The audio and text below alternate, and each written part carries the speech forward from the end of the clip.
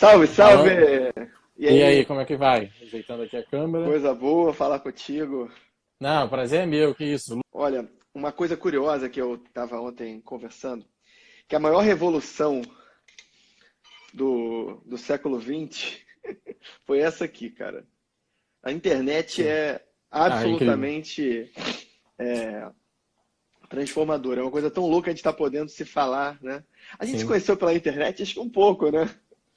A gente, no Através de primeiro, acho que amigos no em comum. primeiro, acho que no primeiro momento pela internet, no falecido Orkut, Aham, e porque acho que é 2009, 2010 ainda era isso, né? E depois a pois gente é. fez a transição, para quem não sabe, Drummond, um dos meus melhores amigos, a gente está num grupo que tem umas 8 cabeças que janta todo ano, tem hábitos aí, é um grupo muito próximo. E é um prazer, apesar da distância, né? O Drummond é do Rio, é carioca, mas passou para defensor no Rio Grande do Sul, tá lá já faz que, 3 anos, Drummond? 3 anos. Fiz três 3 anos, anos em acertei. fevereiro. Tô vendo vários colegas entrando aqui. A gente estava conversando aqui de como é que a gente é amigo há muito tempo, de como é que a gente tem histórico no movimento liberal também há muito tempo, né? Muito, né? O Drummond sempre participou dentro do Direito UERJ, organizava eventos, marcava posição. E eu pela PUC, né? Que foi uma época até que a gente juntou um grupo mais liberal da UERJ, Pois é. um grupo mais liberal da PUC, fizemos vários eventos muito bacanas. Eu acho que um dos principais deles foi chamar o Pondé para falar, né? Aquilo ali foi Foi um, o foi um auge feito aí. histórico, né? Exatamente, naquela Que eu época costumo era. falar pro Sim, pessoal mais novo, assim, não tem ideia de como é que era naquela época você dizer que era liberal, né? Havia uma sim, espécie de vulgata esquerdista. E aí eu falo de forma vulgar também, né? sim. Vigorando nas universidades, de modo que se você falava que era contra, era uma coisa maluca, assim, era como se você fosse um Sim. para, como se você quisesse ver as pessoas morrendo. E isso sempre me Sim. chocou muito, porque isso nunca foi afinado com quem eu era, né? E Sim. então, assim, acho que a gente, naquele momento, né? Acho que foi o momento que o liberalismo teve crescimento entre os jovens, entre a nossa geração, né? Que mais Sim. Acho que a teve. nossa geração foi a geração de transição aí, né? Nós É, nos declararmos como liberais foi chocante, mas antes sequer havia isso, então a gente foi na transição. E os que vieram depois, hoje, pelo que eu vejo, acompanhando os amigos, já é algo razoavelmente comum. Ainda é minoritário, mas não são poucas as pessoas que estão na universidade e se identificam com o liberalismo e já chegaram na universidade com essa visão. exato. Então, assim, acho que, cara, é interessante a gente ver isso, porque na época da universidade, né, eu tinha um pouco de dificuldade de pensar, quero ser defensor. Não era algo que estava nos Sim. meus planos, né?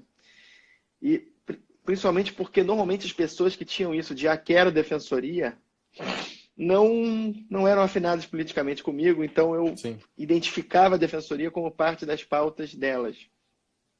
E acho que hoje, tendo 3 anos como defensor e tendo uma experiência como defensor, eu pude ver que está todo mundo errado. Acho que eu estava errado sobre a Sim. defensoria e acho que quem quer muito defensoria, e acho que isso se reflete na concepção média dos colegas, também tem problemas de concepção sobre o liberalismo. Tem muitos espantalhos recíprocos. Eu acho que eu não posso me furtar o papel de fazer essa via de mão dupla, explicando por que que a defensoria é importante para os liberais, deve ser importante para os liberais, por que que ela deve ter um espaço, mesmo num Estado reduzido, que eu acho que é uma pauta liberal forte, que a gente, isso precisa Sim. ser explicado, né? O que que a defensoria faz de diferente, por que que ela não é por que que ela não é ela não é o equivalente ao bandejão para quem está com Sim. fome em comparação ao que seria uma praça de alimentação, né? Por que não, né? O que Perfeito. que ela tem de diferente? Então acho que esses são os pontos que a gente podia explorar hoje, né? Vamos Sim. começar? Vamos começar. Seguindo aí, né, nosso roteiro. Apresentações? Apresentações rápidas. Meu nome é Pedro Duarte. Eu tenho 28 anos, sou advogado formado pela PUC do Rio e atualmente estou concluindo uma pós em gestão pública pelo INSPER em São Paulo e tenho 4 anos de experiência trabalhando dentro do Poder Legislativo. Eu sou Felipe Drummond, tenho 30 anos, sou defensor público do Estado do Rio Grande do Sul há 3 anos e atualmente estou na comarca de Rio Grande, na área civil. Bacana. Então, Drummond, eu vou começar aqui. Você falou já do Estado mínimo, eu acho que esse aí é um bom gancho. Primeiro, do ponto de vista liberal, né, o que seria um Estado mínimo ou um Estado liberal Uhum. clássico, a gente tem muito claro a questão da defesa da soberania nacional, então você tem exército, forças armadas como um todo, relações diplomáticas, segurança interna, você tem as polícias para a defesa da propriedade, defesa da vida, e aí você justiça tem que ser fornecida, então esses aparatos estatais mais clássicos. E você vai ter aí alguns debates com relação a educação básica de qualidade, controle de pandemias, então uma saúde numa visão mais macro, às vezes de prevenção ou de vacinação em massa. E a dúvida que fica é, mesmo nesse modelo, você acha que a defensoria se encaixaria? Haveria um papel para ela nisso? Tá, então vamos lá. Olha, respondendo de bate-pronto, sim, eu acho que a defensoria tem o seu papel garantido num estado mínimo. Só que para eu conseguir explicar isso, acho que é importante explicar algumas outras coisas antes. Claro. Primeiramente, assim, quando a gente fala de liberalismo, a gente tem uma coisa que é importante colocar. A raiz do liberalismo, né, acho que para além das raízes históricas, mas se é possível agregar as várias ideias liberais em um conceito-chave, ou pelo menos em algo que apareça tipicamente entre elas, que mereça destaque, acho que é a defesa do indivíduo contra maiorias, a defesa do indivíduo contra coletividades. E acho que esse abraço que se faz especial ao indivíduo, né, ao ser humano individualmente considerado, eu acho que isso faz justificar de forma muito incisiva por que mesmo no Estado mínimo você precisa de um aparato específico para defender pessoas. E defender pessoas suscita uma outra questão, que é qual é a forma mais inteligente de defender pessoas num país como o nosso, que tem um altíssimo nível de exclusão das mais variadas formas. Nós temos exclusão por questão de renda, nós temos exclusão por questão de instrução, nós temos exclusão por questão de idade, e nós temos várias outras formas de exclusão que fazem solapar uma das bases liberais, que é a ideia do agente econômico racional. Seria um espantalho eu dizer aqui que o liberalismo se baseia nisso. Mas, ou melhor, que o liberalismo não aceita que isso às vezes possa não se verificar.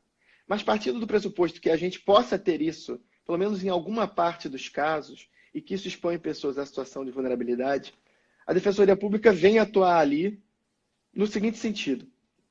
Sempre que você tiver uma estrutura de julgamento de um indivíduo, e aí eu vou pegar pela área criminal para começar, você precisa de um agente que faça a defesa com o mesmo nível técnico, com o mesmo destemor e com o mesmo o mesmo enlevo que faz o órgão acusador.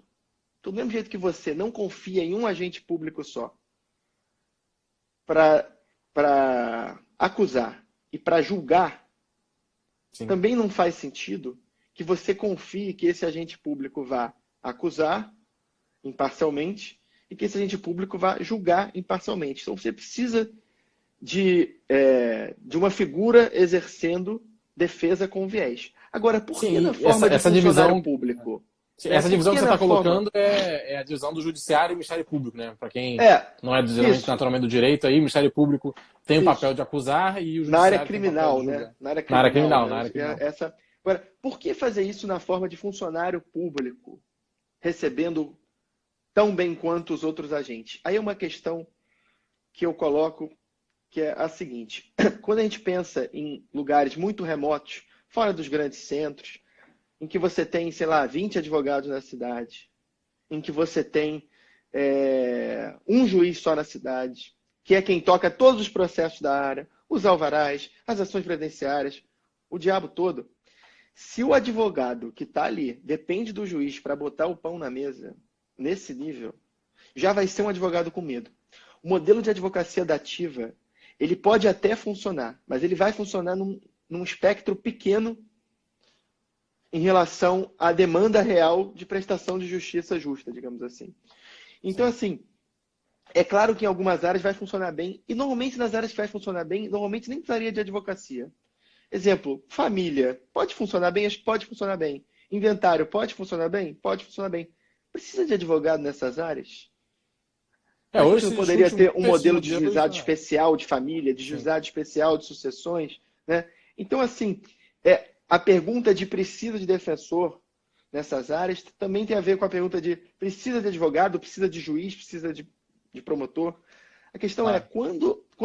quando o cara é excluído, não tem condição de pagar um advogado, o modelo de advocacia dativa vem como um somenos a ele, em geral. E essa é uma conclusão triste. E acho que isso também envolve outras questões. Por exemplo, a formação dos advogados no interior, infelizmente, costuma ser pior do que a formação dos defensores públicos selecionados em concurso com o mesmo nível de rigidez e exigência que os concursos da magistratura e do MP. Então, a gente vê, por exemplo, uma área muito sensível como a execução penal. Vai funcionar bem no interior, onde há pouquíssimos advogados e quase todos generalistas? Vai funcionar bem? Então, assim, tem muitas áreas sensíveis que se beneficiam do modelo de defensoria pública, enquanto prestação do serviço de assistência jurídica gratuita por meio de funcionários públicos, em igualdade de regime jurídico com promotores e juízes, né? Então, assim, essa é uma das áreas que mostra essa necessidade. Agora, por que defensoria no Estado mínimo? Aí a questão que eu coloco é a seguinte: a gente tem uma tendência de achar estranho quando um liberal fala, mas se esse serviço pode ser prestado de forma privada, então não precisa ser público. Agora, a questão é, primeiro, nós queremos assistência jurídica gratuita? Né? Essa é a primeira pergunta. Essa é a primeira reflexão. Primeira reflexão. A meu ver, acho que sim. Acho que é indispensável para a prestação de justiça que haja a opção, pelo menos em 90% dos casos em que há litigância, de ter alternativas gratuitas, seja com advogados, seja por meio de advogados pagos, ou seja por meio de defensoria pública. Então, nós temos aí os juizados especiais, nós temos a advocacia dativa e temos a defensoria pública. Mas a defensoria pública, o que ela traz de diferente? Acho que, ao meu ver, ela traz alta capacitação, traz destemor por conta dos sistemas de incentivos que atuam sobre os agentes. Então, eu tenho incentivo para bater de frente com o juiz. Se ele sacanear o réu, se o juiz passar por cima, eu não vou ter medo de consignar em ata, não vou ter medo de fazer o que tem que fazer, de recorrer, de melindrar. Eu não tenho por que me melindrar. O único incentivo para eu não me melindrar é não ter que olhar na cara todo dia de alguém que eu estou, entre aspas, numa treta, né? Mas para nisso. Meu salário não vai mudar, entendeu? Então, assim, o lance todo é que entrega essa coisa. Entrega mais uma coisa. Pelo fato de poder fazer as coisas em escala, e acho que esse é um caminho que a Defensoria vai trilhar virtuosamente com a adoção de novas tecnologias, eu acho que vai oferecer eficiência e custo. Eu acho que no frigir dos ovos, eu acho que hoje, né, a Defensoria já tem um custo muito menor para os cofres públicos do que a advocacia dativa. Especialmente quando a advocacia dativa acontece por remuneração com base nos cofres da OAB. Aí a gente nem precisa falar que fica desproporcional, né? Nem se compara. Um júri pela tabela da OAB, acho que é uma, assim, né? Tem colega aí que faz 10 júris por mês, entendeu? Sim. Eu acho que, só complementando, irmão, claro. Eu gosto bastante do ponto que você levantou, da necessidade da assistência jurídica. Por quê? Para alguns casos sim, para outros não. Você já pincelou um pouco esse ponto. Quando você falou, mas a gente precisa disso para a família. Porque uma reflexão que a gente sempre tem nós temos causas que às vezes são muito pequenas, que são normalmente de família, ou questões cíveis muito pequenas. Divórcio consensual para trocar de nome.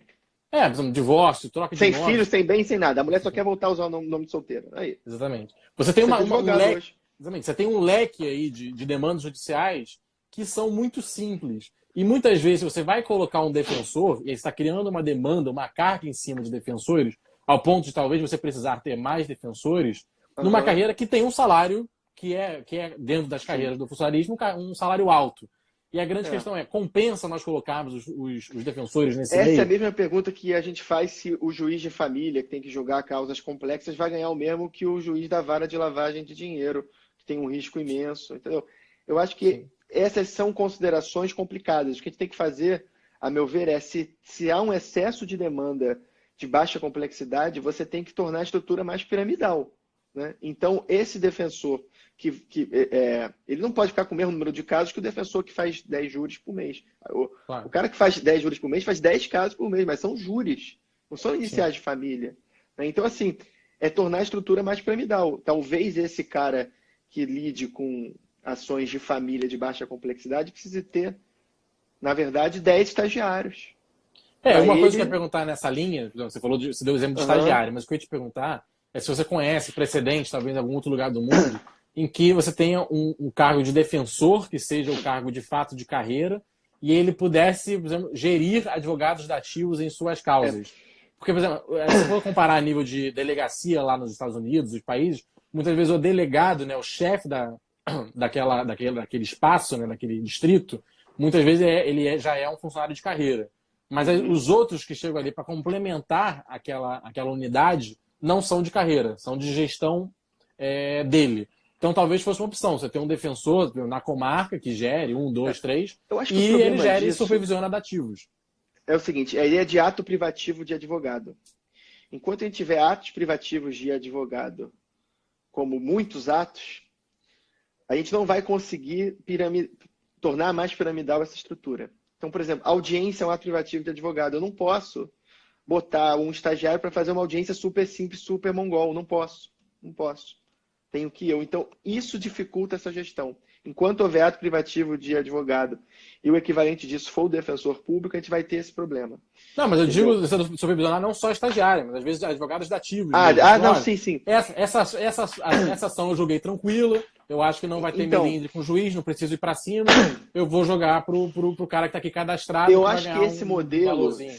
se E aí a você teria um defensoria, orçamento para gerir. se a defensoria tiver numa berlinda em relação a isso, eu acho que esse é um bom modelo, tá? Mas eu acho que o modelo ideal é aquele que destroniza certos atos como atos privativos de advogado. Sim. Que, Eu particularmente sou muito a favor, você sabe que eu tenho a visão. Eu uhum, acho que a OAB aí, ela atua muitas das vezes como um lobby verdadeiro do corporativismo da classe dos advogados, falo uhum, enquanto e ela defende que mais e mais atos sejam privativos da advocacia, porque assim ela cria uma demanda é, artificial por advogados. Porque se eu só posso fazer isso se eu precisar de um advogado, eu vou ter que contratar advogado. Quanto mais a gente desburocratiza isso, menos uhum. demandas artificiais você tem por Isso advogados. tem um reflexo ruim na defensoria, porque a defensoria não consegue crescer nesse nível, entendeu? E aí acaba Sim. tendo que Ela não tem a fazer. escala, né? Não tem escala, ela não Não tem tem como como. escalar. Assim, nós temos Entendeu? dezenas, É, centenas de milhares de advogados no Brasil. Não tem como, assim, os isso. cofres públicos não aguentariam nós É, massificarmos a defensoria dessa forma. essa escalabilidade em termos de produção é possível só. Assim, essa escalabilidade a baixo custo é possível só aumentando o número de estagiário. Só Sim, que isso não é possível de fazer em todas as atribuições. claro. Entendeu? Então, por exemplo, assim, tudo que gera audiência já não dá para escalar. A Sim, audiência não dá para delegar. Mas assim, se for, está entrando muita gente para fazer a ação, mas não vai gerar audiência, se eu botar mais estagiário, eu estou atendendo perfeito. bem, entendeu? E É aquilo, Drummond, é aquilo sim, de tornar mais piramidal. E outra coisa, assim, não é nem claro, questão de estagiário, às vezes é uma tecnologia. Daqui a pouco a gente sim, tem um robô que já gera a peça e meu trabalho é rever. Rever, ligar. Se algum caso sair da curva, eu ligar e falar, olha, isso aqui é isso mesmo, resolveu. Entendeu? Então, sim. assim, eu acho que esse é o caminho que a defensoria vai trilhar com virtude no futuro, que é atingir eficiência pelos mecanismos de tecnologia da informação. E ela tem a faca e o queijo na mão para fazer isso, porque ela tem penetração, ela tem demanda e acho que vai conseguir entregar um serviço de qualidade e de eficiência, até porque é muito cobrada Mas, Drummond, pela nossa exploração. Fala aí. tem um ponto que eu acho muito relevante, que a gente sempre vê muita defensoria sob o ponto de vista do criminal, né, desse embate Uhum. frente ao Ministério Público, que a gente já passou aqui boa parte da discussão. Mas o que eu queria te perguntar é, você vê que às vezes a defensoria tem um papel essencial no próprio combate, digamos assim, no próprio enfrentamento do Estado, momentos em que o Estado, tirando a esfera criminal, que também é o Estado agindo, né? A gente sabe que Uhum. quando tem uma ação criminal é o Estado que está em nome do interesse público agindo. Mas você vê outros momentos nos quais a defensoria teria esse papel, ela Olha, de você defesa individual perguntar se eu frente vejo ao outros Estado? momentos é um exagero ao contrário. Eu só vejo momentos disso. O grande grosso da minha atuação é defesa de gente, de pessoa. não é de coletividade abstrata, é de pessoa, de carne e osso que está ali com um problema, normalmente um problema envolvendo o fato de que o inferno são os outros. Né? E às vezes Sim. os outros estão muito organizados contra essa pessoa. Então, assim, todo o meu conforto de ser defensor começou, principalmente quando eu comecei a atender os assistidos e ver que as questões dos assistidos muitas vezes divergem da concepção de mundo que tem os meus colegas. Né? Sim. E eu sempre me senti muito errado sendo pedagogo da concepção de bem alheio. Eu não acho que eu tenho que ensinar alguém o que é certo, o que é errado. Meu papel ali é Você não é a favor ser... de um mundo melhor, Drummond? Não, não. Contra o mundo melhor. Geralmente quem fala que é a favor de um mundo melhor está escondendo alguma mentira. Eu tenho um problema com isso. Ou tem aspirações autoritárias, né? De impor a visão de Exato, mundo melhor. exato. Esse é o grande problema. Então, assim, na defensoria a gente é o cara que está na nossa frente e a nossa colidência, né? É o cara que vem... É a pessoa que vem no minuto seguinte. Então, um dia você está pelo devedor de alimento, outro dia você está pela criança, né? Sim. Então, assim, é o tempo inteiro se variando nas posições para atender pessoas. Né? É claro que existem limites intelectuais ao que se pode dizer para não parecer também que é tudo louco, né? Para não Sim. parecer que isso é louco, mas essa questão da defesa individual, o lance é o seguinte, o maior violador de direitos que a gente tem hoje é o Estado. E a gente não precisa entrar em conclusões assodadas, destrutivas do Estado para concluir isso e para ver isso com parcimônia. Tem gente que grita pelo fim da polícia militar, sem explicar o que seja isso, mas temos hoje o Estado como grande violador de direitos. E acho que a Defensoria Pública começou a me deixar confortável quando comecei a ver isso. Quando comecei a ver que eu defendo gente, que eu sou pago para defender gente, e que essas pessoas, e que o interesse delas é mensurável. Eu posso perguntar e falar o que você quer e seguir por aí.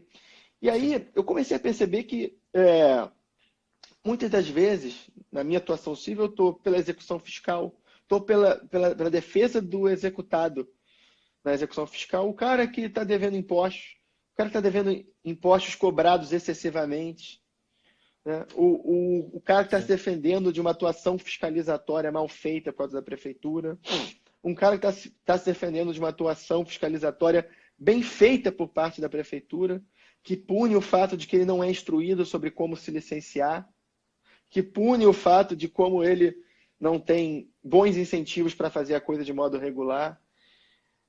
Ao mesmo tempo, várias ações de responsabilidade civil do Estado, principalmente na área de saúde, né? O erro médico é uma coisa que bate muito, mas também várias outras. Né? A Defensoria tem uma grande atuação contra a violência policial, né? Que é uma coisa que não é simplesmente fazer uma ação, mas envolve todo um sistema de proteção, de atenção à vítima, que hoje eu entendo por que é diferente. Né? As polícias no interior são muito fortes, então você precisa ter esse cuidado, né, de fazê-lo de forma mais estratégica. Né? Não é que nem você reclamar que a Claro te lesou, o buraco é muito mais embaixo. Então, assim, a Defensoria sempre me deixa muito confortável como liberal por causa disso. E acho que o lance da Defensoria aí, né? E várias coisas curiosas também. Assim que eu cheguei lá em Santana do Livramento, primeira coisa, assim, sei lá, um dos 10 primeiros casos que eu fiz foi um assentado do MST que foi cuidar do pai em Santa Catarina por 10 dias. O pai dele, assim, super idoso, foi cuidar do pai, ficou doente, ele foi lá cuidar do pai. No dia seguinte, o terreno dele o lote dele lá foi invadido por uma outra família. Ele procurou a Defensoria, eu quero meu terreno, eu quero meu terreno. Eu falei, cara, tipo assim... Aí você começa a ver que a grande mazela do mundo não são aqueles de cuja ideologia você discorda, mas é o abuso, é o patrimonialismo, é o fisiologismo em nível micro, em nível macro, né? É o oportunismo, é isso que sempre incomoda. Sim. Só, Drummond, pontuar aqui, o Fala. Renan Luiz Santos, ele pontuou, é similar ao esquema do dativo que a gente já abordou, mas é um esquema um pouco diferente que ele está falando, né? Que é o voucher para quem não pode pagar advogado e concorrência entre advogados. Então, em vez de a gente seguir a tabela da OAB, me parece que o modelo que ele está sugerindo aqui seria isso. Você foi identificado como hipossuficiente, então, em vez de eu te alocar um defensor ou, né, pagar a tabela do dativo, eu vou te dar um voucher de um valor X, aí certamente seria que ser discutido, e você procura algum advogado que tope.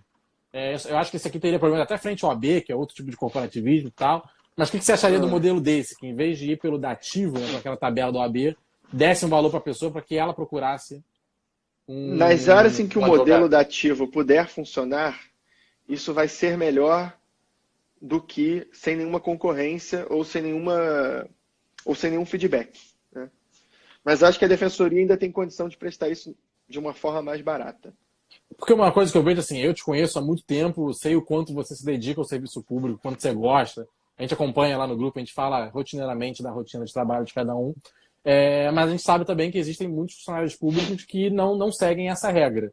E Aham, acaba que, pela própria questão, que às vezes permite que você vá para cima do juiz e em frente, que é o caso da estabilidade, também permite que poucas pessoas o cobrem por uma entrega ruim de resultados. Então, como você vê isso? A pessoa foi alocada, deram um defensor preguiçoso, aham. Eu acho que, ó, cansado, não atualizado. E aí, como é que ele vira e fala, cara, eu não estou me sentindo aham. minimamente bem servido Eu acho que a por essa defensoria pessoa? precisa de um controle externo dos mesmos moldes que a magistratura e o MP têm. Acho que precisa de uma governança envolvendo metas, envolvendo produtividade, principalmente com incentivos premiais, né, para também não criar um acossamento dos agentes na ponta, para que haja incentivo a entregar um bom serviço.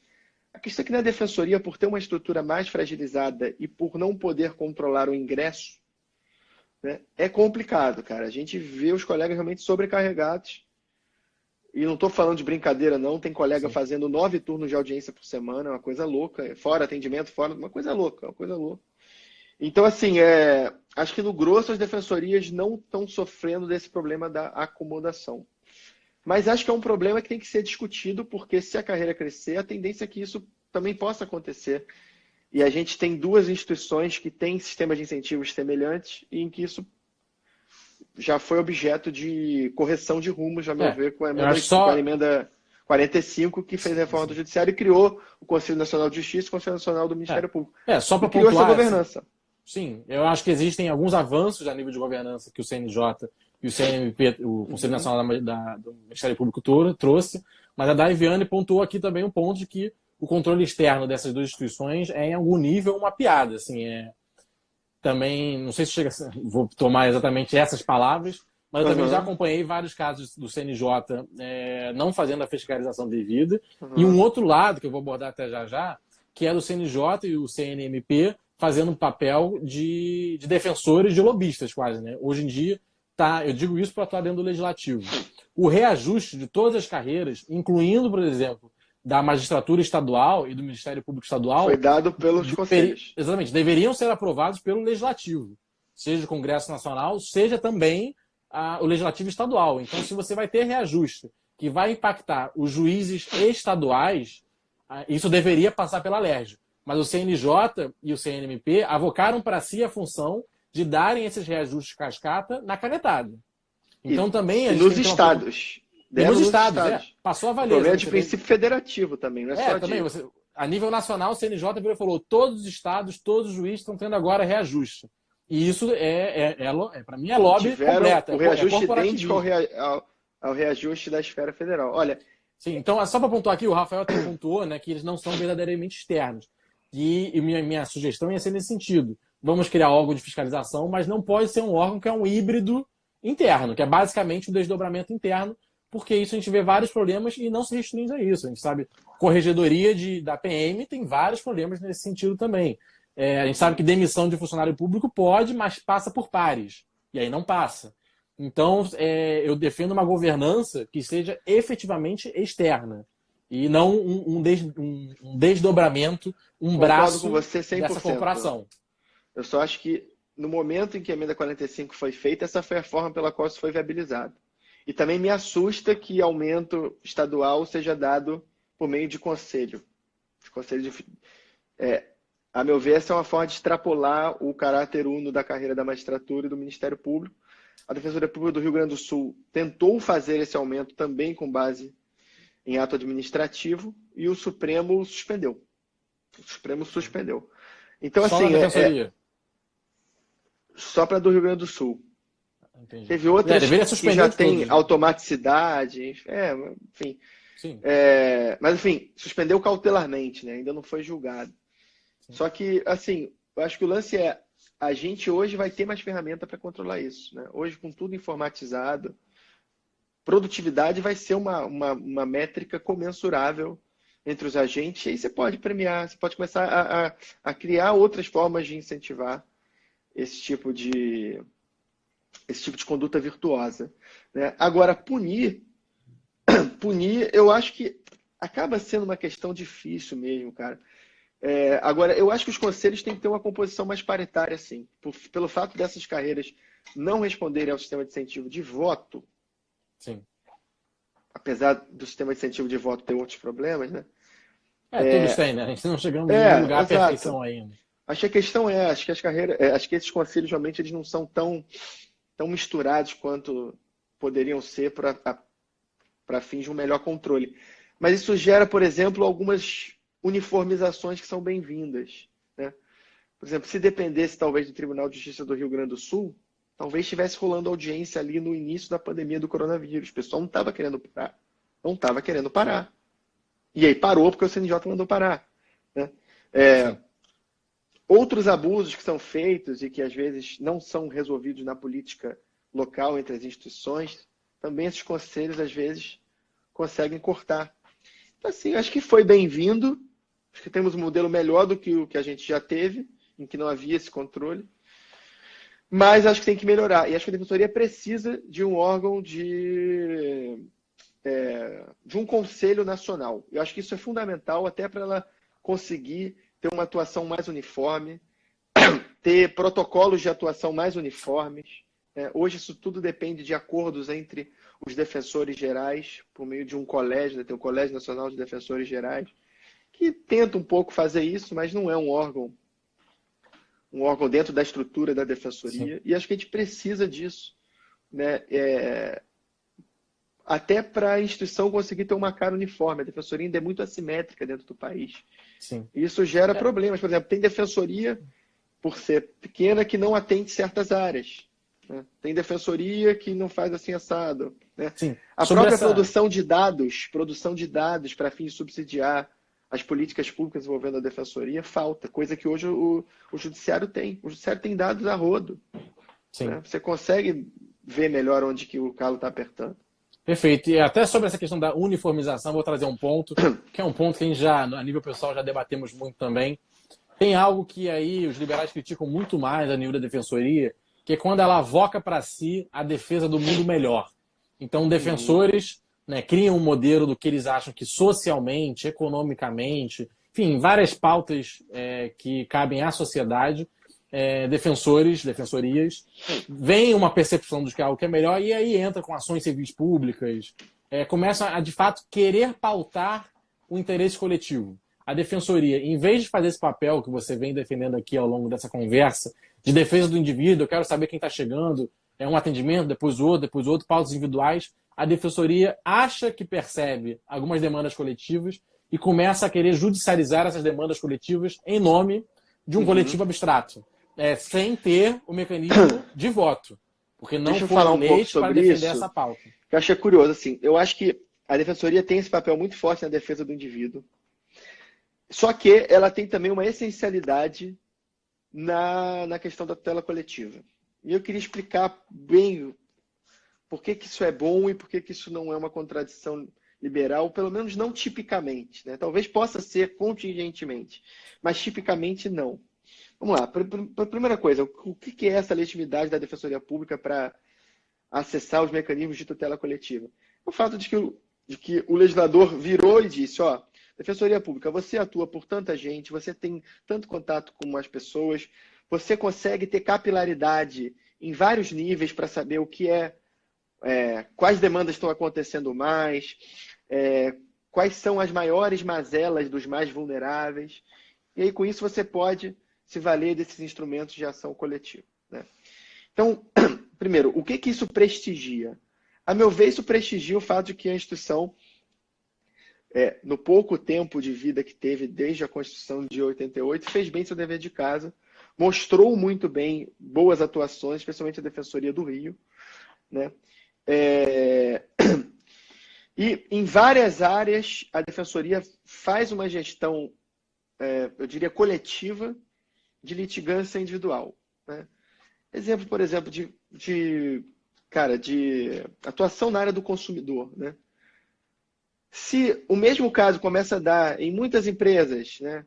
Não, na mesma empresa, tá toda hora pipocando um cara lá que fala, ó, minha conta de luz tá vindo o dobro, né? A gente tem capilaridade para ver que isso está acontecendo e dar uma solução coletiva a um problema que, se fosse tratado individualmente, o dano seria pequenininho. Às vezes é R$ 10 por mês. Ninguém vai se mexer por R$ 10 por mês. Mas R$ 10 por mês, quando você está falando de 10 milhões de consumidores, é alguma coisa. E o tratamento adequado só vem na tutela coletiva. Então, assim, o primeiro ponto é esse, tem capilaridade.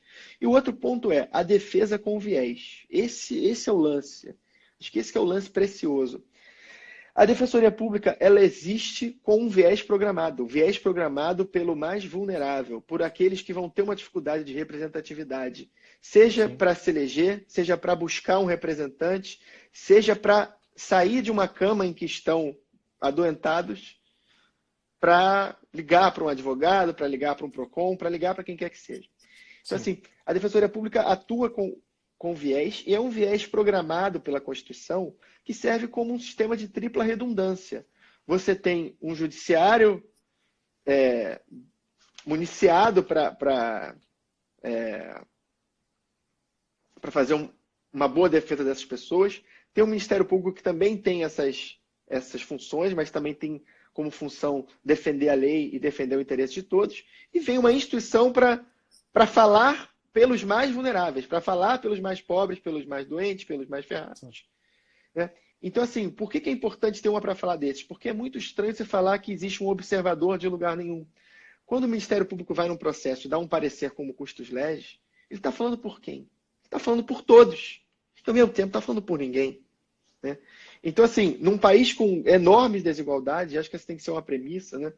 Desigualdades, né, de todos os pontos de vista, biológicos, psíquicos, sociais, econômicos, técnicos, você ter uma instituição voltada para proteger essas populações, né, tem um ganho enorme. Tem um ganho enorme como um ganho civilizatório. Você tem quem vai ali falar, numa ação envolvendo o SUS, o que é melhor para a população pobre. E não o que é melhor para o atendimento às normas orçamentárias, que é o que o MP tem que fazer, às vezes, como custos legis. Agora, o lance é, quando a Defensoria Pública, ou quando o Ministério Público, ou quando qualquer outro legitimado coletivo se coloca na posição de decidir o que é melhor para a coletividade abstrata, sem guardar representatividade com essa coletividade abstrata. Acho que esse é o problema. Esse é o problema, e esse é o problema de qualquer decisão de gabinete. Né? Do mesmo jeito que as teorias de gabinete revelam seus problemas, as decisões de atuação estratégica de gabinete também revelam seus problemas. Eu acho que o maior problema é, às vezes o cara vai, acha que está fazendo bem para aquela população e não faz. Exemplo, alguém que fala assim, ó, vamos suspender, vamos entrar com uma ação civil pública contra a empresa tal para que ela pare de, sei lá, pare de cobrar, pare de tentar despejar os idosos durante um período tal. Não vou falar da pandemia, porque também já é demais. Né? Isso, às vezes, está indo em favor dessas pessoas? Pode parecer que sim, mas às vezes não. Né? Pode parecer que sim, mas às vezes pode ter um resultado econômico ainda mais desastroso. Então, assim, acho que o problema que a gente tem que ver não é se isso vai gerar uma atuação excessiva. Eu acho que o problema da atuação excessiva é quando o agente peca em representatividade ou peca em analisar as consequências, principalmente as econômicas, de uma atuação. Só que o problema aí não é a defensoria, o problema é a judicialização. Porque a partir do momento que tem judicialização, a forma de você acessar essa nova forma de poder é através de um processo judicial. E a instituição que faz o acesso judicial desse interesse são as instituições são as instituições do sistema de justiça. Então, culpar a defensoria pelos excessos de avanço do poder judiciário é problemático, eu acho. Sim, eu sou muito crítico à judicialização, né? Esses avanços que o judiciário tem se tornado cada vez mais um gestor público. Inclusive, a gente viu agora na pandemia, tem dado asas a essa imaginação, que tem juiz determinando prazo para lockdown, ou determinando lockdown, suspendendo volta de comércio. Assim, são decisões que, por mais que a gente concorde ou discorde, são decisões que cabem à gestão pública, que foi eleita para tal e faz uma análise envolvendo todas as áreas. E o que muito me preocupa é quando a defensoria ela otimiza uma escala de pedidos, então, esse caso que você deu da tarifa, né, a opção de, tem uma água ruim da SEDAI, individualmente, R$ 30 meus, do meu vizinho, do vizinho de cima, do vizinho de baixo, é muito pouco, mas de fato, quando você otimiza o bolo, você tem uma demanda maior. Até aí, ok. O que me preocupa é quando ela vai além e começa a querer pautar gestão pública, né? Então, você tem, às vezes, uma questão de medicamento. Vamos liberar, vamos litigar, vamos judicializar a liberação do medicamento A, B ou C, que não está definido pelo governo do Estado, não está definido pela União, não está definido pela ANS, de que esse medicamento em si tem que ser fornecido. Ou acesso a leitos, que você às vezes já tem uma parceria do governo do Estado. Mas você fala isso da ótica individual ou da ótica coletiva? Não, da ótica coletiva. Quando você... Da individual, você acha que o cara tem o direito de pedir ao limite, você concorda? Eu acho que porque a gente não botar o limite, a gente poderia até abrir essa discussão aqui. Não, assim, às vezes poderia pedir tanto quanto um advogado poderia pedir. Sim, ele vai o advogado vai pedir. O advogado vai pedir qualquer coisa. Não, é isso. Mas eu digo a nível quando você faz uma política pública do tipo, queremos que o governo do Estado passe a definir queremos que o governo do Estado, que é a União, que é a Prefeitura, passem a fazer A, B, C, porque nós consideramos que esse é o melhor caminho, e aí você tem vários princípios. Sempre a gente sabe que o direito, fundamento, a gente acha, né? Até o Foucault já deu uma declaração que eu acho muito ruim, né? Que a gente toma a decisão com o coração e depois justifica, depois procura os fundamentos, algo do gênero. Muitas, né? Exatamente. Então a gente sabe que isso sempre tem, fundamento sempre tem. Mas o ruim que me preocupa é isso, quando a defensoria quer pautar políticas públicas a partir da judicialização. Porque eu acho que ela vai além dessa otimização de demandas difusas. Eu acho que tem outros instrumentos da tutela coletiva que tem que ser vistos aí. Tem recomendações, audiências públicas, tem outras formas de atuação para levantar a bandeira do interesse das populações especialmente protegidas, né? Que são aquelas para as quais a defensoria existe, né?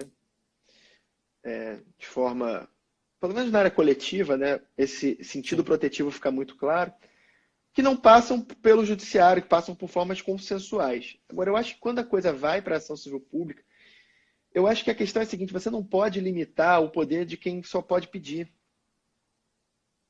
O poder de quem só pode pedir, e que é feito para pedir, que é feito para levantar bolas contra-majoritárias, que é feita para levantar bolas que as pessoas normalmente não vão se atentar, que é feito para lembrar de quem normalmente as pessoas não se lembram. Limitar o poder de pedir, a meu ver, é um erro. Eu acho que o melhor que você faz isso é dinamizar. Cortar mais isso? Minha opinião? Você acha que o judiciário deveria ser mais enfático do que vocês estão ainda além? Deveria dar incentivos melhores para as instâncias eleitas fazerem por si só. Acho que identificar, por exemplo, uma mora legislativa é uma coisa importante. Decidir o que vai acontecer enquanto a mora não acontece já é muito perigoso. Entendeu? Eu acho que o judiciário hoje se passa, acho que ele vai além. Acho que ele, às vezes, pauta a política pública mesmo.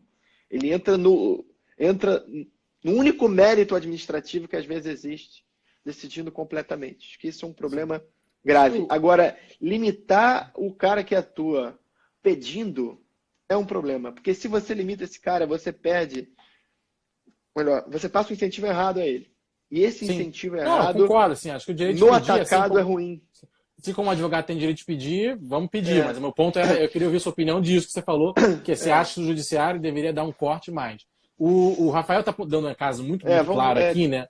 Que através de demandas, né, pelo que tem de atuação individual, identificaram uma forte demanda por creche na Zona Oeste.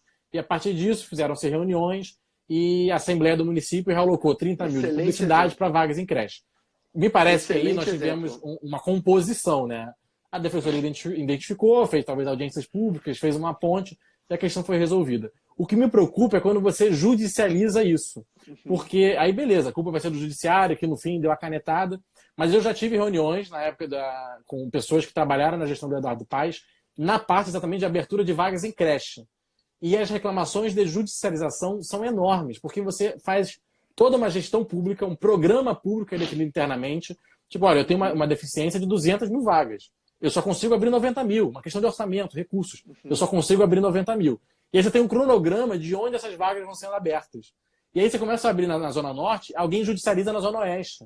Ah, tem que abrir na Zona Oeste. Calma, no meu cronograma, eu identifiquei que na Zona Norte, as pessoas que precisam de vagas, elas estão num quintão, ou seja, os 20% mais pobres. As pessoas da Zona Oeste também são pobres, mas elas estão um quintão um pouco melhor. Em vez de ganhar meio salário mínimo, elas ganham 1. Então elas estão na fase 2 do programa. Você consegue mas ver quando que você judicializa, você atropela. Você consegue ver que nesse caso a gente às vezes está precisando de 3 defensorias? Tem uma defensoria para pedir o direito daquela criança que acha que está sendo injustiçada. Tem uma defensoria para tentar olhar por todos os pobres do Rio de Janeiro e dar uma intervenção pensando em vulneráveis. E talvez tenha até uma defensoria pensando numa outra situação que está sendo prejudicada pela primeira.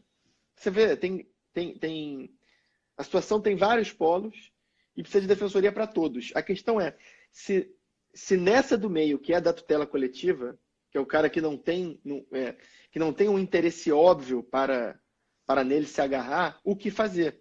Eu acho que aí, como o Rafael bem disse aí, a tutela coletiva extrajudicial, primeiro, permite você ter mais capilaridade, mais representatividade, às vezes numa audiência pública, às vezes numa enquete, às vezes com outras formas de pesquisa, de interação, com outras interlocuções, com associações, para fazer isso da forma menos danosa possível. Agora, qualquer forma de judicialização de política pública viola o núcleo duro da política pública, que é a programação. A questão é que hoje a gente vive um estado em que tem uma abundância de direitos, com razão, mas em que a concretização ficou... o trâmite da concretização está sempre um pouco mal explicado do ponto de vista de até onde o judiciário pode ir. E falta orçamento, né, Drummond? Não, falta orçamento. Porque a gente sabe, assim... É porque muita gente a gente tem no imaginário popular, né, de que o Brasil é um país rico. Mas, assim, um dado aqui para vocês, não é uma opinião minha. O Brasil é um país pobre. É um Brasil que, por renda per capita, a nível de arrecadação frente a outros países, é visto como um país pobre e que, além disso, foi consumido por demandas corporativistas, né, de folha salarial, previdência, mas isso são outras questões. Mas hoje a capacidade de investimento do Estado brasileiro, esses governos estaduais, prefeituras, União, é muito reduzido. Então, boa parte dos programas públicos que querem ser ofertados, muitos direitos que às vezes virão a ser concretizados, falta orçamento. Também não falta só capacidade de execução. Falta orçamento, Pedro, que é uma realidade brasileira. Mas a questão é, qual é o limite da intervenção do judiciário para fazer microjustiça em relação à macrojustiça que só é possível fazer com quem está olhando todo? Né? Esse é o ponto. Eu acho que a deferência do judiciário em relação à política pública na tutela coletiva tem que ser imenso. Tem que ser imenso. E às vezes a defensoria está fazendo ação para promover essa bola, para levantar isso aí, para assuntar o tema, e aí às vezes vai ser resolvido em outra área. Né? Às vezes pode ser resolvido por outro poder. Agora, a questão de levantar a bola, eu acho que, cara, isso é uma questão que qualquer tentativa de limitar que essa bola seja levantada, no atacado gera uma consequência pior. Eu acho que a nível da judicialização, os limites da judicialização, alguns estão sendo construídos. Né? A gente sabe que a área da saúde é uma das que mais sofre com relação a isso. Porque, historicamente, os juízes deferem, dá leito, e aí tem aquela questão, se o hospital está lotado, para eu dar o leito para quem tem a ordem judicial, vai sair alguém que não está vendo quantos judicial. Tem, né? Ele funciona, exatamente. Ou ele dá... o cara está morrendo. Sim. Aqueles casos clássicos de universidade, né? O remédio que custa 3 milhões por mês, blá, blá, tem todas essas questões. Sim. E a gente tem toda uma questão que está sendo construída, arcabouços institucionais, da ANS falar, olha, esse rol de remédios, beleza, se estiver faltando na prefeitura, se estiver faltando no governo do estado, o judiciário tem que mandar dar porque deveria estar lá. Mas esse outro rol de remédios, que são muitos caros, nós já olhamos e não existe capacidade de larga escala dele no Brasil. Não temos como universalizar esse tipo de atendimento. Então não adianta individualmente você dar para um, porque você está simplesmente favorecendo quem teve a capacidade de judicializar. É E aí isso. cabe ao É uma judiciário corrida de mandar. quem chega primeiro, é. Exatamente. É. E aí, muito sinceramente, não querendo limitar o direito de pedir por lei ou por PEC, nada do gênero. Mas talvez, eu não sei, inclusive, talvez por essa você, Rafael, acrescentar, talvez a defensoria pudesse entrar nesses protocolos. Olha, eu tenho o direito de pedir, mas nós temos um protocolo acordado, debatido em audiência pública, a gente não pede esse tipo de remédio. Porque eu vou pedir para você, mas eu não posso pedir para todo mundo. Porque Então, eu não tenho escala para isso. eu acho que a defensoria tem que participar de todos os mecanismos extrajudiciais para que a coisa seja resolvida, ou pelo menos que seja negado de forma solene, de forma justificada, que sejam oportunidades as alternativas que o SUS cobre, para não ser uma farra por falta de informação. Mas acho que quando o assistido vira e fala, eu quero ir na justiça porque eu acho que tinha que ser assim, da ótica individual, eu não me sinto à vontade de dizer a defensoria não faz, mas se você for no advogado privado, ele vai fazer para você. Então acho que assim, talvez esse seja um ponto da ótica coletiva. Você pensar, pô, se eu não posso universalizar, se daqui a pouco eu estou pedindo esse remédio e vai faltar um outro remédio que eu também vou ter que pedir, tem que ser visto na ótica coletiva. Mas na ótica individual, eu acho que acho que o limite disso tem que ser entrar dentro de um protocolo que dê as alternativas, que permita consensualmente a parte ver que talvez haja outro caminho. Mas se ela diz, quero processar mesmo assim, eu não consigo ver como uma demanda é manifestamente incabível. Especialmente se o judiciário está dando. É um direito dela tentar a sorte. Quem sou eu para negar? Quem nega é o juiz. Aí vão dizer, mas estamos pagando um órgão público para isso? É o mesmo argumento do estamos pagando um órgão público para defender bandido? É a mesma coisa, é pagar um órgão público para potencializar a defesa individual. Mas quem faz o controle do recurso escasso, pelo menos no Sim. modelo distorcido que a gente tem hoje, é quem? Porque o que eu ia dizer dos protocolos o é que o modelo judiciário. distorcido é o judiciário. Porque o judiciário senta nessa mesa, eu mais recentemente tenho sentado nessa mesa, para debater e de alguma forma tentar criar um protocolo interno, tentar regimentar isso de alguma forma, para que os seus juízes, porque a gente sabe que primeira instância é caos no Brasil, né? Assim, as pessoas dão muitas coisas inimagináveis às vezes. Mas, de alguma forma, tentar padronizar que a primeira instância os juízes não saiam dando coisas que os ministros da STJ, que os presidentes de judiciário... TJ já acordaram e falaram, a gente tem que... Juízes que fazem parte da minha comarca, que fazem parte do meu tribunal. Eu sentei, eu fiz parte de audiências, reuniões, formação de protocolos, e nós não podemos sair dando leitos. Nós não juiz podemos tem incentivo de macrojustiça. O defensor público na defesa individual não tem. Não tem. Infelizmente não tem. Ou felizmente, porque, cara, a questão é você ver, primeiramente, qual é a alternativa.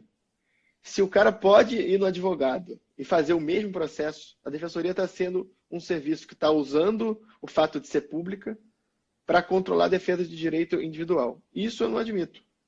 Isso é fascismo. Isso é fascismo. Isso é fascismo, entendeu? Você diz que o pobre tem menos condição de defender seu direito porque, como ele é defendido por um órgão público, esse órgão público serve pautas públicas. Na ótica individual, isso é uma destruição do que a defensoria vem entregar. O Vitor fez aqui uma pergunta e, para o nosso grande amigo, seria muito chato a gente não responder. Cadê? Tá bem mais para cima. Eu vou ler aqui. Drummond, a seu ver, qual o impacto da falta de instrução da população para que se justifique uma presença forte do Estado? As ideias liberais ficam prejudicadas nesse contexto? Ótima pergunta. Cara, esse foi o maior choque que eu tive como liberal na Defensoria Pública. Eu tomei um choque quando eu vi isso, cara. Eu vivia numa bolha. Violenta. Quando eu comecei a ver que tem gente que contrata empréstimos bizarros, porque a moça foi legal, eu falei, cara, cadê o agente econômico racional, caramba? As pessoas não atuam para maximizar a sua utilidade. Tem gente que atua porque ficou encantado pela vendedora que falou, oi, quer um dinheirinho? Quanto mais vulnerável a pessoa, posso falar, idoso sofre muito disso. Se você não tiver sistemas protetivos, seja a nível legislativo, seja a nível de instituições auxiliares, seja a nível de assistência social propriamente dita, vira uma farra. A liberdade vira uma mentira a favor do abuso, né? E isso me chocou. Eu acho que eu já achei, que estranho, direito do consumidor, direito trabalhista, tira a liberdade do consumidor, tira a liberdade do trabalhador. Em grande parte, tira e é um inferno. Mas tem uma outra parte que é um sentido protetivo. E esse sentido protetivo, eu acho até que pode dar para ser vencido. Mas tem que ter protocolos muito claros, por exemplo, de consentimento informado, entendeu? Eu acho, por exemplo, que nenhum idoso poderia fazer contratos hoje com juros 10 vezes acima da média do Banco Central sem ser minimamente averiguado se ele está entendendo o que está fazendo, entendeu? E tem uma pergunta simples. Meu amigo, se uma lata de Coca-Cola de 2 litros custasse R$ 35, você compraria? Fala assim, não compraria não. Aí. Então, por que você está contratando isso aí que está custando 10 vezes? É a mesma coisa. Se no dia que a gente tiver alguma forma de averiguar isso, sem ser extremamente burocrático, a gente pode até querer que as leis protetivas sejam flexibilizadas em favor da autonomia da vontade. Mas enquanto não temos, ferrou. A gente precisa delas. E acho que, como liberal, eu comecei a perceber que a gente precisa de prestações de bem-estar social. Não tem jeito. Tem gente que não tem condição de pensar. Tem gente que não tem condição de tomar uma decisão. Tem gente que está num nível de deterioração física, psíquica, que se alguém não estende a mão e levanta, é complicado. E a gente não Cuidado tem só para não querer tutelar demais essas pessoas, né, Edu? É claro, mas a gente não tem uma tradição de caridade para contar que isso vai ser feito de forma tão descentralizada. Então, acho que o Estado ainda cumpre um papel importante e, por exemplo, Bolsa Família, benefícios de prestação continuada, quando bem calibrados, quando associados a incentivos corretos, tipo manter as crianças na escola, blá, blá, blá, servem a uma função muito Não, Bolsa muito Família virtuosa. a gente tem muita clareza. Assim, eu tenho várias ressalvas, né? Código de consumidor. Eu acho que isso cria um incentivo à judicialização, cria custos às empresas, que no fim é repassado como um preço mais caro, que alija muitas pessoas do poder de compra. O Renan Luiz Santos, só para não perder ela aqui, ele falou: mais Estado pede mais Estado. A defensoria que servia para defender o indivíduo se torna mais órgão público com pauta própria. Você sabe que eu tenho eu acho que o Renan tá brincando comigo, cara. Brincadeira ou não do Renan, isso é um ponto que eu e muitos outros liberais consideramos relevante. Muitas vezes, quando você dá autonomia institucional, autonomia orçamentária, enfim, quando você começa a dar autonomia para os órgãos, eles começam a querer buscar funções que possam legitimar mais recursos. Então eu quero fazer, eu fui criado para fazer ABC, mas eu também quero fazer DEF. Então tá bom, então faz DEF. Puxa, mas olha só, para fazer DEF eu preciso de mais recursos, de mais concursos, de mais orçamento, de mais estrutura. E aí os órgãos vão se agigantando e, infelizmente, fica muito difícil controlá-los depois. Então, eu acho que, brincadeira ou não, é sim um ponto, do ponto de vista liberal, muito preocupante. Como nós definimos bem esse arquétipo, né, esse arcabouço institucional e como impedi-lo de seguir crescendo.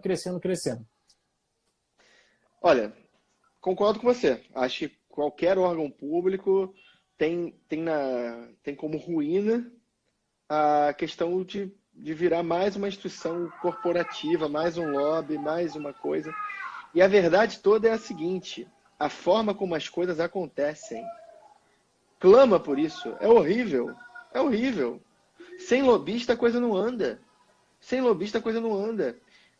Então, assim, eu não consigo nem ver solução para isso. Você acredita? Eu não consigo ver solução. Eu acho que a maior dificuldade que a gente tem com isso é que quando tudo fica dependendo de lei, por exemplo, né, para sair mais cargos, para sair mais não sei lá o quê, bababá, a coisa às vezes acaba entrando numa especialização de lobista, de pessoa que faz consultoria legislativa e no limite acaba indo para isso.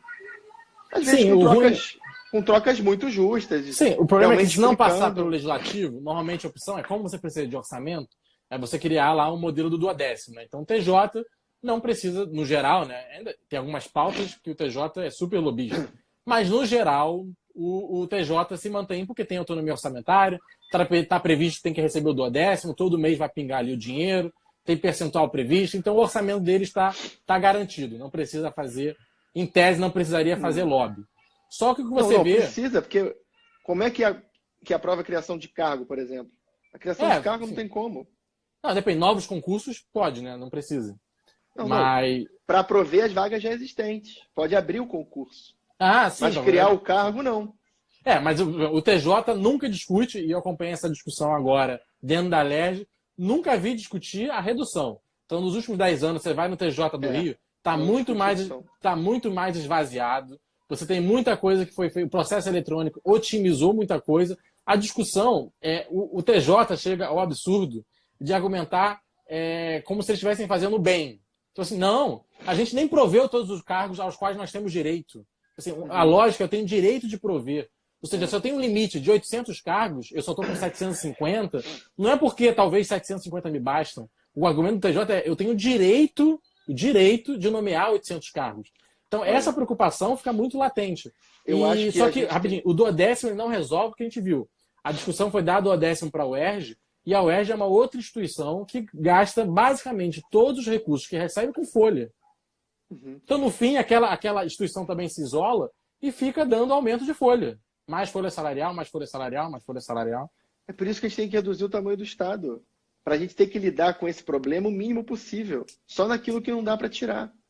Entendeu? Esse é o problema. Agora, a questão que eu coloco é, Pedro, eu não consigo ver um modelo em que as discussões corporativas e que as instituições e que as discussões salariais, que tenham que passar pelo legislativo, não atraiam essas mentiras úteis. Essas mentiras úteis fazem parte do ethos corporativo do serviço público brasileiro. Eu não consigo ver alternativa, mas ao mesmo tempo da forma que me enoja. Tem um livro do Laurentino complicado. Gomes, o dele de 1888, que tem páginas, depois eu compartilho aí pro pessoal, em que ele critica e narra, né, como na época já se era muito debatido, o corporativismo, a elite que havia tomado o Império e a República. Então, assim, no final do século XIX, o Brasil já era um país que debatia o custo fiscal desse aparato gigante. E eu concordo com você, assim, é muito difícil nós criarmos mecanismos que blindem isso. Mas, no fim, eu particularmente prefiro que todo esse lobby, todo esse corporativismo, seja, então, o mais aberto possível.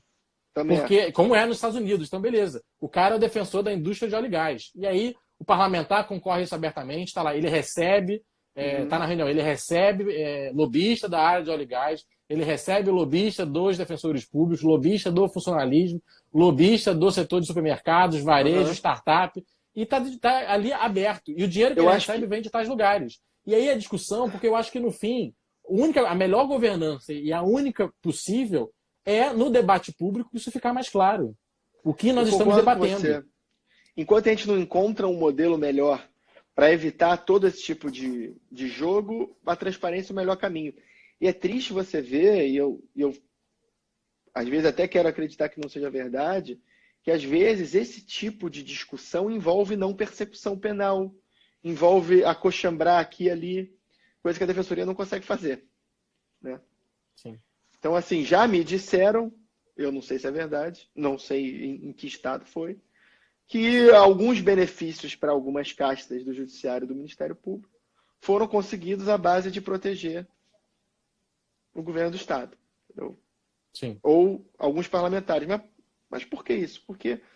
Bom, Rio de Janeiro, a gente não é nenhuma questão de especulação. Né? Você que fala isso. Você que fala prisões que foram feitas aqui no Estado de ex-promotores gerais que foram presos, com Cláudio Soares, inclusive, e outros que foram acusados exatamente dessa blindagem. Então, a blindagem era feita com relação ao governo do Estado e à Assembleia Legislativa, e em troca você tinha gratificações, reajustes e tudo mais. O Rafael apontou muito bem aqui, eu como uma pessoa que atua no Legislativo e quero atuar mais ainda no Legislativo, não quero de forma alguma limpar o Legislativo da sua responsabilidade. No fim, o grande dono do orçamento é o Poder Legislativo. A LDO, a Lei de Diretrizes Orçamentárias, e a LOA, a Lei Orçamentária Anual, elas tramitam dentro do Legislativo. Então, o Legislativo tem uma parcela de culpa enorme em permitir que esses descalabros orçamentários sejam feitos e perpetrados. Concordo 100% a fé, eu não quero de forma alguma jogar a culpa apenas em outras instituições. Eu só acho também que tem muita gente aí, tem muito corporativismo no Brasil, 50 tons de corporativismo, e o Legislativo, boa parte, passa pano para boa parte dele. E é claro que toda carreira vai ter sua parcela de corporativismo enquanto o modelo de conseguir as coisas for nessas bases. Talvez daqui a um tempo a gente tenha um outro modelo, a gente consiga ter métricas melhor de demanda, de produtividade, para direcionar melhor orçamento, mas hoje ainda tem essa coisa que a gente fica meio assim. E foi legal o Rafael ter lembrado que a discussão sobre o auxílio moradia, né, que era saber se ele é ou não constitucional, teve uma audiência de conciliação sobre isso. Assim. É quase um legislativo, é né? Triste. É um debate. E a decisão nas ações que questionavam isso vieram depois que surgiu um acordo em que o aumento foi incorporado como aumento, não como auxílio moradia. Então, assim, é complicado. Eu acho que nesse bolo todo a defensoria é a que tem menos força para isso, mas olha, como corporação também tem isso, por isso que o Estado tem que reduzir.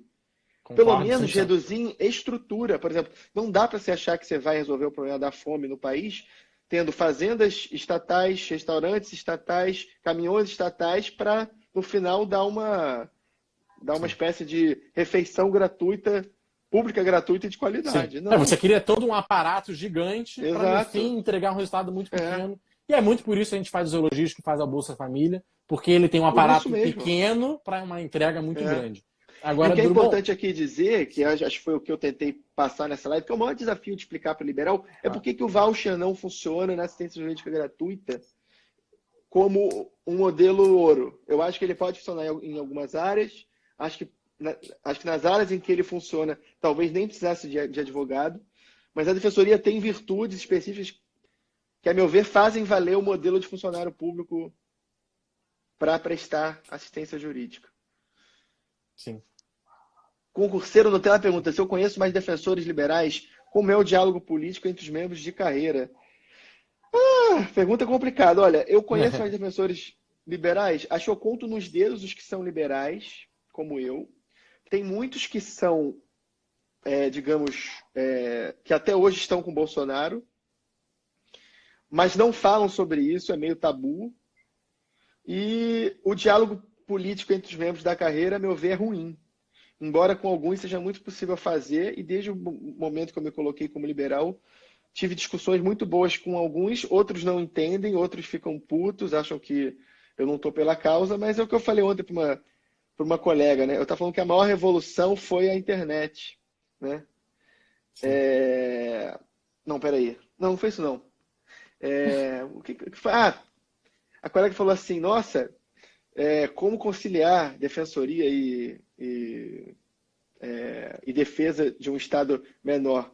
Eu falei, olha, acho que difícil para mim é ser defensor público e gostar de Che Guevara.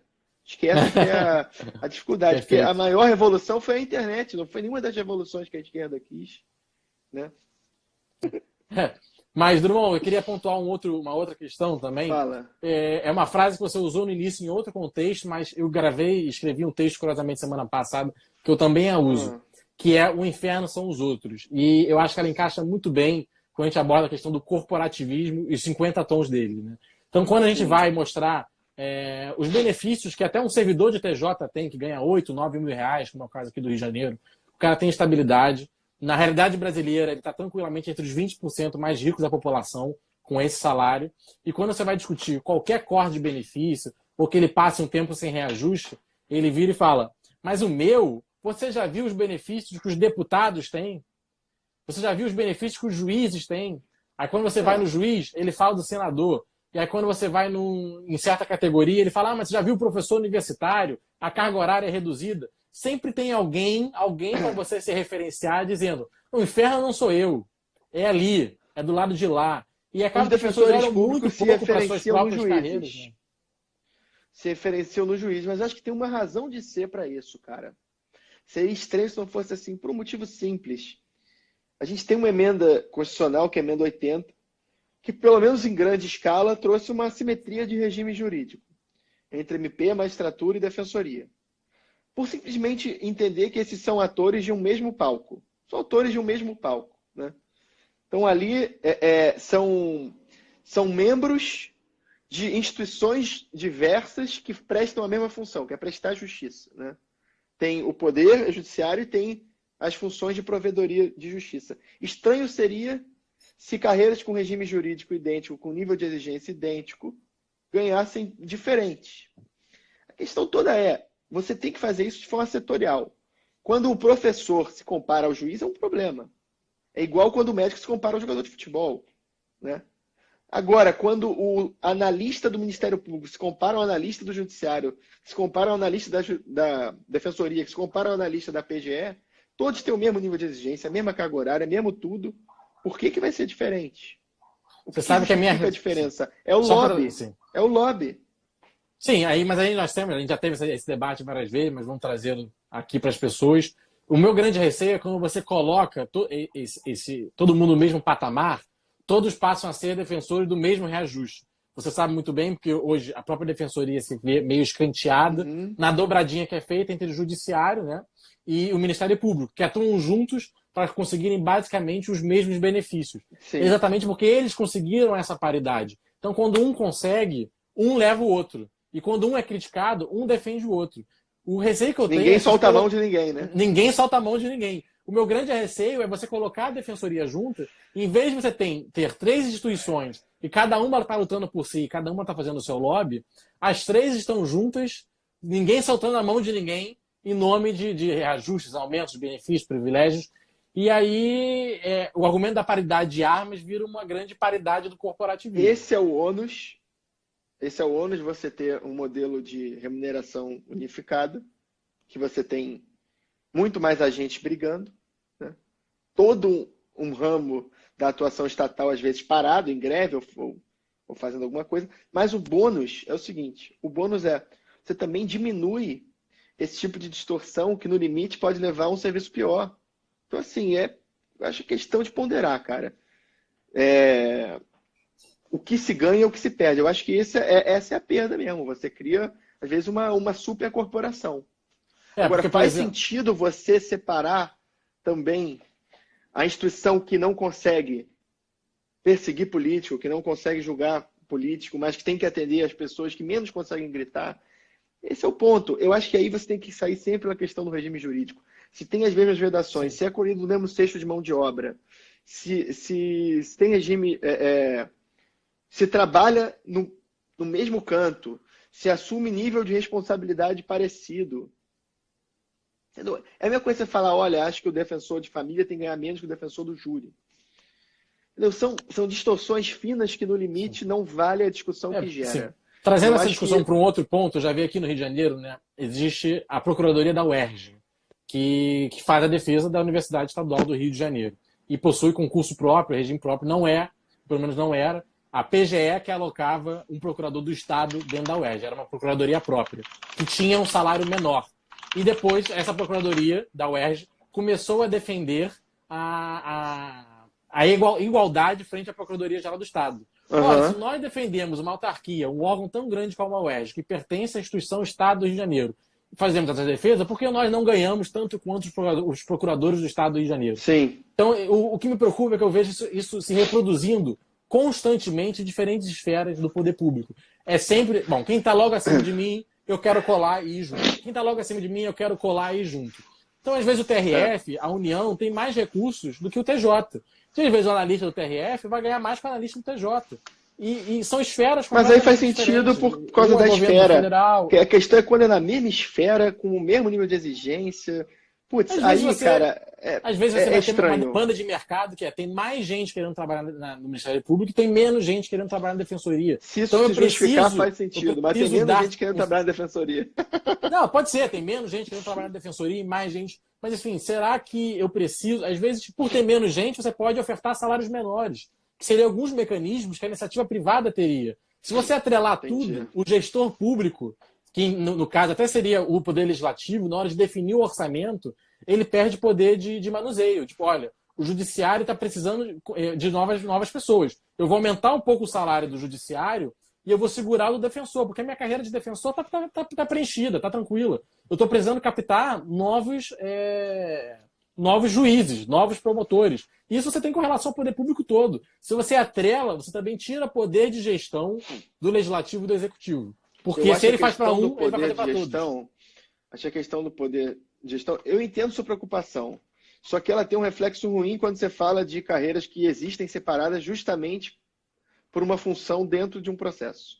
Elas existem separadas dentro de um processo. Por que você precisa de uma defensoria e de um MP separados? Por quê?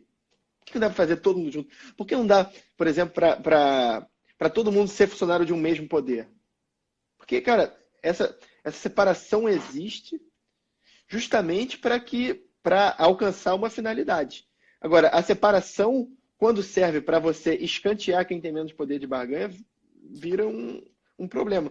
O que é curioso aqui, olha só, o Mário, que é colega aqui do Rio Grande do Sul, pergunta: balizar salário, sério, poder de gestão sobre instituição autônoma? Digo só para apontar, não de gestão, mas a definição de prioridades orçamentárias. Exatamente, cabe ao você quis legislativo. falar em termos gerais, orçamento, inclusive podendo vir do poder. Sim, exatamente. Eu quis dizer no sentido global, o que é legislativo quem fixa a remuneração. Gestão pública não se confunde com o poder executivo. Exatamente, não foi questão. Foi na questão da definição de prioridades orçamentárias. Governança estatal, né, que não tem a ver exatamente com o poder executivo. Então, assim, cara, acho que tem que ver para que serve equiparar e para que serve não equiparar. Agora, tem o risco de virar uma supercomparação? Tem. Por isso tem que fazer isso bem calibrado. Quando faz mal calibrado, fica uma porcaria. Seja para um lado, seja para o outro. A meu ver, sim. PGE não tem mesmo regime jurídico que MP, magistratura e defensoria. Essas três têm regime jurídico único hoje. Único, não no sentido técnico, mas tem regime simétrico. Pagar diferente é prestigiar o lobby diferente. E o lobby que se faz, às vezes, por não persecução penal. Que se faz por outras formas zero republicanas de ser. Entendeu? É isso que me assusta, entendeu? Ele diz assim, balizar salário por demanda de pessoas querendo cargo não faz o menor sentido. Não, isso acho que faz na iniciativa privada. Mas do público, eu acho que não só depende da área. Eu acho que você não pode ficar regulando ao longo da carreira o salário porque a pessoa já entrou. Só que vários municípios do interior, por exemplo, quando decidem, eu quero atrair professores de qualidade do Estado do Rio de Janeiro. Então, se Petrópolis vira e fala, eu quero atrair professores de qualidade do Estado do Rio de Janeiro para virem para a minha educação básica. Muito provavelmente ele vai ter que aumentar os salários dos seus professores, vai ter que abrir editais, concursos com salários melhores para que consiga atrair profissionais melhores. Então, acontece rotineiramente, dentro da definição de prioridades, que você estabeleça salários conforme o tema que é a prioridade do seu governo. Então, se eu tenho déficit na saúde, eu preciso atrair enfermeiros e médicos, eu vou fazer concursos com salários melhores para que mais médicos e mais enfermeiros venham para a minha cidade ou para o meu estado. Mas, do a base teórica disso é oferta e demanda, né? Lei da oferta e demanda aplicada a uma área de pouca responsividade de preço, que é o setor público, já que os preços são dados por lei, o que gera um problema.